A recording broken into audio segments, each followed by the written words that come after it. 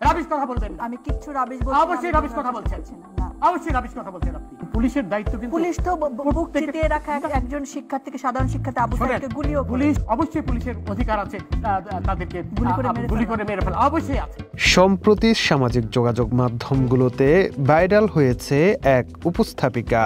বেসরকারি television channel আইয়ের অন্যতম জনপ্রিয় talk show to the point অনুষ্ঠানের একটি পর্বে আমন্ত্রণ জানানো হয় বিচারপতি শামসুদ্দিন চৌধুরী মানিক এবং সাবেক সংসদ সদস্য ও রাজনীতিবিদ গোলাম মাওলা রনিকে।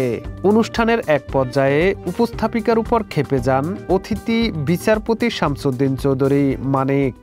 হাসবেন না প্লিজ, ডোন্ট লাফ এট মি। আচ্ছা, এখন কথা হলো, শামসুদ্দিন চৌধুরী মানিক, আপনি আমার নামটা ভালো করে উচ্চারণ করতে পারেন না নাকি? এবং আপনার প্রতি যেটা আপনি আমাকে অপমান করেছেন, আমার নামটা পর্যন্ত আপনি ঠিকমতো উচ্চারণ করতে পারেন না। সেই উপস্থাপিকাকে নিয়ে ইতিমধ্যে সামাজিক যোগাযোগ মাধ্যমে চলছে নানা আলোচনা। জানা যায় চ্যানেল আইয়ের সেই উপস্থাপিকার নাম দীপ্তি চৌধুরী। অনুষ্ঠান চলাকালীন সময়ে অন্য অতিথি গোলাম মাওলা রনি মুচকি হাসি দিলে তাকেও সতর্ক করেন এই বিচারপতি। এক পর্যায়ে উপস্থাপিকা দীপ্তি চৌধুরীকেও দীর্ঘক্ষণ শাসালেন বিচারপতি মানিক। সামাজিক যোগাযোগ মাধ্যমে সেই উপস্থাপিকার ধৈর্য ও সুন্দর ও সাবলীল ভাষার উপস্থাপনার প্রশংসা করছেন অনেকেই।